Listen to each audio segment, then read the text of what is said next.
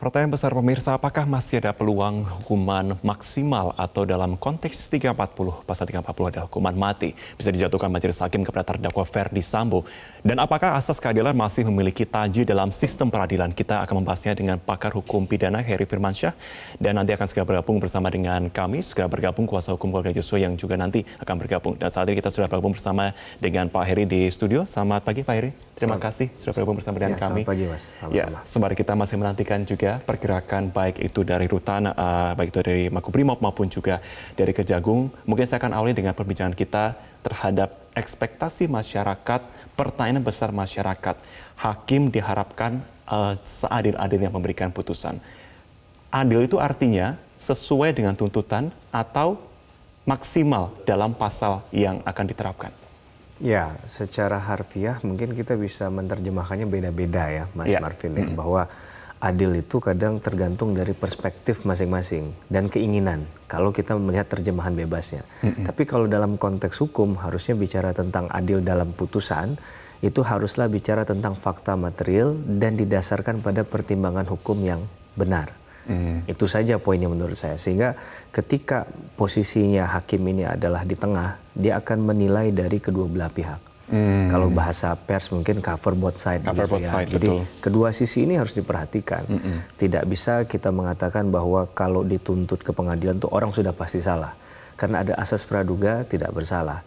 Tapi juga tidak bisa dikatakan bahwa orang itu tidak mungkin salah karena ada asas katakanlah yang untuk menunjukkan kesalahan seseorang, presumption of guilt, yang biasanya dipakai oleh teman-teman jaksa penuntut umum dalam melakukan penuntutan. Dan itu menurut saya adalah perspektif hukum yang harus dipahami dalam konteks tadi ya. Nah, dalam hal bahwa ada kemungkinan, possibility bahwa ada ultra petita. Jadi ultra itu kan artinya lebih atau melebihi, dan juga petita itu permohonan. Jadi bisa saja melebihi dari yang dimohonkan oleh jaksa penuntut umum. Yaitu kalau kita melihat tuntutan Sambo itu kan adalah seumur hidup ya. Padahal dalam konstruksi dari pasal 340 KUHP yang paling tinggi adalah ancaman pidananya pidana mati. Nah, mungkinkah itu dilakukan? Ya kalau kita meminjam istilah ultra petita tadi ya, sangat mungkin bahwa hakim itu tidak berada pada ruang hampa juga. Dia punya independensi, itu diperkuat oleh penjelasan dalam Undang-Undang 48 tahun 2009 tentang kekuasaan kehakiman. Hakim boleh saja menilai yang menurut hakim ya secara keyakinan itu benar dengan mendasarkan minimum 2 alat bukti. Itu juga didukung, disokong oleh teori negatif minimum pembuktian, negatif Wettbeweis teori. Jadi tidak ada yang salah dengan hal itu. Dan kita perlu mengingatkan bahwa kasus ini adalah bicara dalam konstruksi hukum pidana. Hukum pidana itu masuknya ke dalam hukum publik.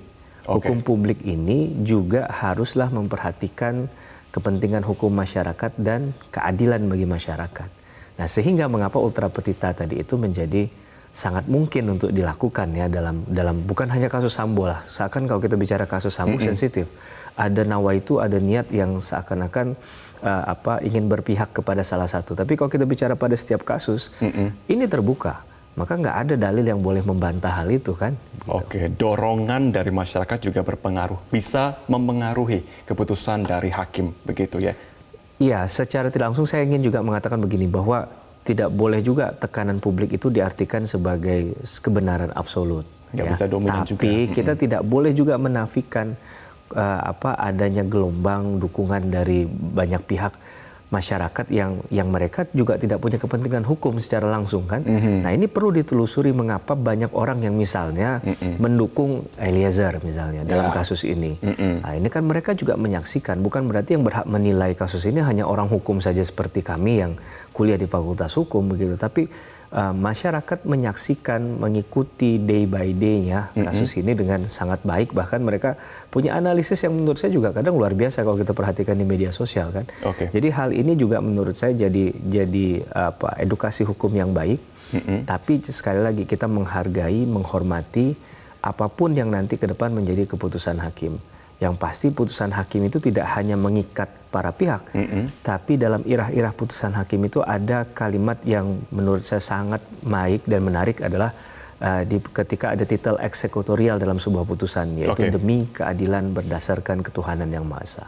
Bahkan juga ada yang mengatakan fiat justitia ruat caelum. Betul. Sudah keadilan ditegakkan sekalipun langit akan runtuh. Artinya kita harapkan juga ada kemandian hukum dari hakim untuk memutuskan di sini.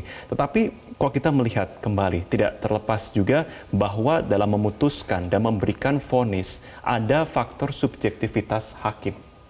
Betul. Nah, apa yang disebutkan di situ? Ya, pada hakikatnya memang harusnya sesuatu yang berkaitan dengan perkara hukum haruslah ditangani dengan objektivitas ya. Bagi setiap komponen aparat penegak hukum, bukan hanya hakim, dari proses sidik oleh kepolisian sampai penuntutan oleh jaksa penuntut umum, pemeriksaan di sidang pengadilan yang dilakukan oleh majelis hakim sampai pada putusannya haruslah objektif. Tapi pastinya dalam pembuktian itu ataupun dalam putusan ada nilai-nilai subjektivitas. Tapi ini menurut hemat saya tidak boleh melebihi dominasi dari objektivitas itu sendiri. Karena ya kadang ada masalah nilai kebatinan yang kita nggak tahu gitu kan. Latar belakang hakim A misalnya dengan ya bahkan kita mohon maaf kaitkan dengan mereka berasal dari latar belakang daerah mana di Indonesia ini kadang juga mempengaruhi dari apa ya dan juga mungkin secara pengalaman kemudian sosiologis ya. Jadi banyak hal yang kadang kita tidak mengetahui sehingga ketika kita misalnya berjuang di pengadilan juga kadang kita memperhatikan hal-hal itu bahwa misalnya ada karakteristik dari seorang hakim yang dalam memutus misalnya sebelum memutus ketika bicara tentang pembuktian nggak mau terlalu muter-muter gitu. Dia inginnya langsung yang aja gitu. Straight to the point aja apa yang ingin disampaikan, apa poinnya disampaikan itu saja. Nah, karena bagi dia yang penting itu adalah akan dipertimbangkan tanpa harus ada nilai-nilai ya kalau dalam kasus yang lebih panjang dari kasus yang panjang seperti ini kan ada drama queen-nya misalnya ada seakan orang katakan selayaknya drama Korea kan ada hal-hal yang kadang di luar dari substansi. Nah, kadang ada yang ditepikan oleh hakim. Nah, di sini hakim akan menilai mana yang material, mana yang secara relevansi langsung berhubungan dengan kasus yang patut dipertimbangkan. Nah, ini juga memudahkan hakim untuk menilai sehingga kalau kita katakan zero terhadap subjektivitas, saya rasa nggak bisa kita mengatakan demikian ya faktanya ya secara praktik begitu ya karena teori dengan praktik kadang nggak seiring sejalan juga, Mas Marvin. Ada hal yang kita temukan dalam praktik berbeda begitu. Pak Heri, kalau dari analisa Anda 4 bulan persidangan berlangsung ya, nanti majelis hakim yang akan membacakan putusan, Ketua Majelis Hakim Wahyu Iman Santoso, Alimin Ribut Suyono, dan juga Morgan Simanjuntak ketiga ini. Atau kita lihat Ketua Majelis Hakim, kalau menurut analisa Pak Heri dari perjalanan yang ada, seperti apa karakter mereka ini? Ya. Saya bukan orang psikolog ya, saya harus setia pada nilai keilmuan saya hukum. Tapi ini kadang saya belajar dari praktik juga dan ketika membaca buku begitu ya.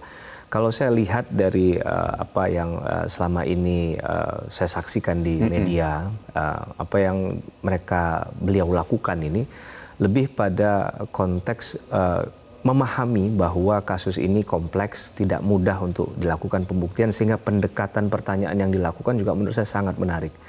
Bagaimana ketika misalnya Pak Morgan misalnya ketika bertanya terkait dengan banyak terdakwa yang mengatakan tidak mendengar ada suara tembakan, tidak tahu dan lain sebagainya. Tapi ketika dilakukan pemeriksaan setempat, beliau itu malah berhasil mendapatkan satu informasi yang mau tidak mau harus disampaikan oleh seorang terdakwa di muka sidang. Yaitu kalau saya tidak salah itu ada pertanyaan ke Sambo ketika jarak antara kamar dengan dia berdiri berapa jauh, kemudian kalau ada suara letusan entah itu petasan, mercon atau tembakan, kira-kira orang yang di dalam kamar itu mendengar nggak suara dari tempat dia berdiri. Dan dijawab oleh Sambo ya seharusnya tahu. Nah walaupun pemilihan kata seharusnya itu menurut saya juga menarik ya. Kalau orang yang nggak punya pengalaman menurut saya jawabannya bukan seharusnya tapi tidak tahu atau ada kepastian di sana. Tapi ketika dibilang seharusnya tahu ada kemungkinan tidak tahu atau tahu begitu. Nah, tapi itu didapat dari informasi pembuktian. Menurut saya itu teknik tingkat tinggi. Karena kalau dalam hal bertanya biasa saja, kalau kita hanya, Anda tahu nggak? Nah, jawabannya tadi ya Mas Marvin ya, secara natural ya, dia akan menjawab tahu atau tidak tahu. Tapi ketika dikejar dengan posisinya dia, ketika dilempar fakta yang orang ini nggak tahu arah pertanyaan kemana, itu tidak bisa memungkinkan orang untuk menghindar lagi. Itu teknik yang baik. Itu juga saya apresiasi juga dari sejumlah pertanyaan yang juga diajukan oleh majelis hakim yang lain gitu ya. Bahkan sampai datang ke TKP untuk melihat langsung. Ini tidak semua persidangan, bahkan majelis hakim untuk sampai datang dan melihat langsung begitu ya? Ya, betul Mas Marvin. Oke, artinya kita bisa melihat bahwa di sini ada sejumlah analisa-analisa lain yang dilakukan oleh majelis hakim untuk benar-benar bisa membuktikan kasus ini dengan seterang-terangnya. Saya akan kembali kepada tadi terkait dengan keputusan ataupun vonis begitu yang memerlukan paling tidak 2 alat bukti. Untuk kasus kali ini hari ini Ferdy Sambo dan juga Putri Candrawati. Yang masih pertanyaan besar adalah terkait dengan Putri Candrawati yang dikatakan bahwa alat bukti yang dihadirkan, yang disampaikan itu masih sekunder, belum yang primer. Begitu. Bagaimana kemudian majelis hakim akan bisa memberikan vonis dengan pembuktian bukti-bukti yang sekunder? Iya. Kalau bicara pada ranah praktik, mau tidak mau, suka atau tidak suka, kita akan dihadapkan pada sejumlah kasus yang memang tidak bisa kita pilih, ya memang itulah adanya yang harus diputus ya. Tapi dengan kata lain bukan berarti dengan hal seperti itu tidak bisa dibuktikan. Itu 2 hal yang berbeda. Karena dalam bicara misalnya 184 KUHP kan ada 5 alat bukti sah. Yang dibutuhkan hanya minimum 2, Mas Marvin. Dengan demikian hakim bebas dalam hal ini kemudian menyandarkan keputusannya atas katakanlah keterangan ahli yang mana, saksi yang mana, atau alat bukti yang mana. Asal misalnya dalam keterangan saksi ada kesesuaian dengan saksi yang lain, atau dia ada kesesuaian dengan alat bukti yang lain. Kemudian keterangan ahli tadi ini sejauh mana membantu dalam perkara ini, karena hakim pun kadang tidak terikat ya, bahkan cenderung memang tidak terikat pada keterangan ahli. Tapi di sisi lain, kalaulah memang ini ternyata disandarkan pada nilai keilmuan dan memang ternyata hakim setuju dengan pendapat dari ahli untuk mendukung putusannya, itu kadang digunakan juga.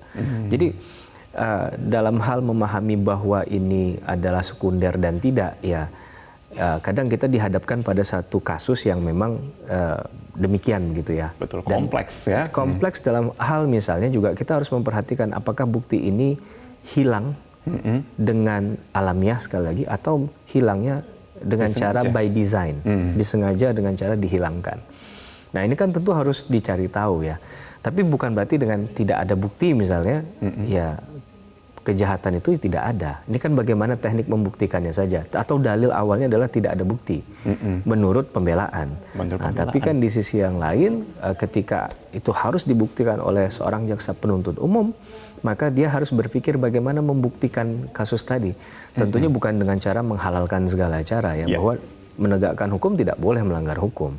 Tapi dalam hal ini adalah adu strategi untuk kemudian seperti yang tadi saya sampaikan di muka sidang, misalnya ada pertanyaan yang bagaimana akhirnya harus mau tidak mau diakui tadi, atau bagaimana mendapatkan informasi bahwa ada kejahatan ini sampai misalnya kalau di kasus ini Eliezer mau mengungkapkan kebenaran karena kalau tidak ada Eliezer ya saya tidak yakin juga perkara ini akan sampai pada hari ini. Oke, Pak Herik, menjadi pertanyaan juga di sini, kalau begitu berapa besar, bisakah terukur bobot antara tuntutan yang disampaikan dengan pledoi yang disampaikan oleh terdakwa ini bisa memengaruhi dari keputusan hakim kelak?